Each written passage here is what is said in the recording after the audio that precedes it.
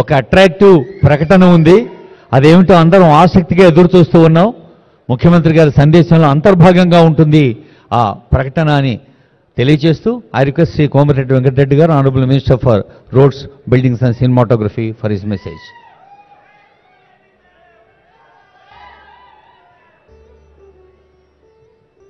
Padma award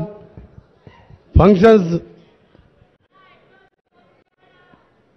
సభాధ్యక్షత వహించిన మిత్రుడు జుబ్బల కృష్ణారావు గారు, మన ప్రీతమ ముఖ్యమంత్రి వర్యులు ఇంత మంచి కార్యక్రమాన్ని ఏర్పాటు చేసి పద్మ విభూషణ్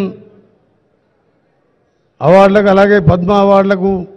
కార్యక్రమానికి ముఖ్య అతిథిగా విచ్చేసిన రేవంత్ రెడ్డి గారికి, నా సహచర మంత్రివర్యులు అలాగే గౌరవ ఉప ముఖ్యమంత్రి వర్యులు బట్టి విక్రమార్క గారు, పొంగులేటి శ్రీనివాసరెడ్డి గారికి, శాంతి కుమార్ చీఫ్ సెక్రటరీ గారికి, ముఖ్యంగా ఈరోజు తెలుగు జాతి తెలుగు ప్రజలందరూ గర్వించే విధంగా పద్మ విభూషణ్ అవార్డులు అందుకుంటున్న గౌరవ మాజీ ఉపరాష్ట్రపతి వారు తెలుగుదనానికి తెలుగు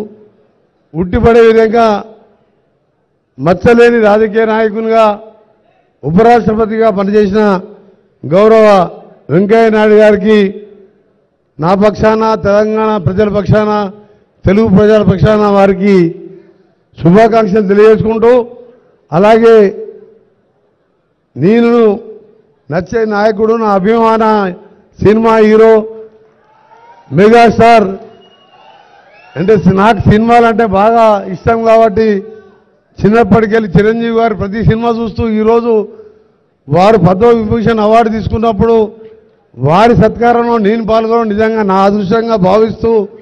చిరంజీవి గారి నుంచి వారు ఒక నటుడే కాదు, బ్లడ్ బ్యాంక్ లాంటిది ఒక సంస్థను స్థాపించి లక్షలాది మందికి ప్రాణదానం చేసిన ఒక మంచి నాయకుడు, మంచి యాక్టరే కాదు, ఒక మానవతావాది. వారికి కూడా శుభాకాంక్షలు తెలియజేసుకుంటూ, వెంకయ్య నాయుడు గారి గురించి నాలాంటి వారు మాట్లాడితే చాలా మంచి మనిషి కాదు, ఎందుకంటే మహోన్నతమైన వ్యక్తి, మచ్చలేని నాయకుడు. తెలుగు రాష్ట్రాలలో వారితో పాటు ఇటీవలనే కీర్తి చేసిన మన జైపాల్ రెడ్డి గారు. ఇలాంటి నాయకుల గురించి చెప్పాలంటే నిజంగా మన అదృష్టం, తెలుగు జాతిది, తెలుగు నేలది.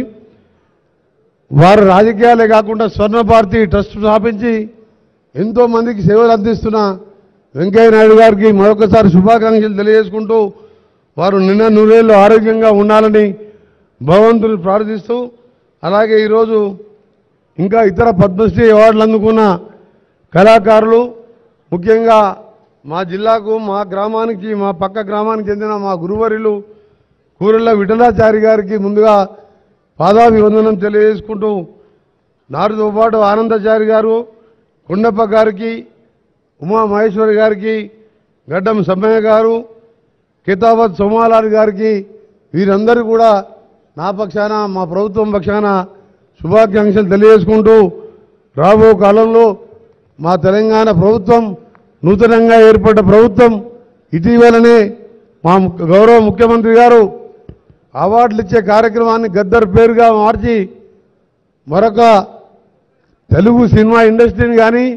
తెలుగు కళాకారులకు కానివ్వండి, తెలంగాణలో ప్రోత్సహించడానికి అన్ని విధాలుగా అండగా ఉంటుందని చెప్పి సినిమాటోగ్రఫీ మంత్రిగా మీ అందరూ కూడా హామీ ఇచ్చుకుంటూ, మరొకసారి పద్మవిభూషణ్ అవార్డు తీసుకున్న గౌరవ వెంకయ్య నాయుడు గారికి, మా హీరో,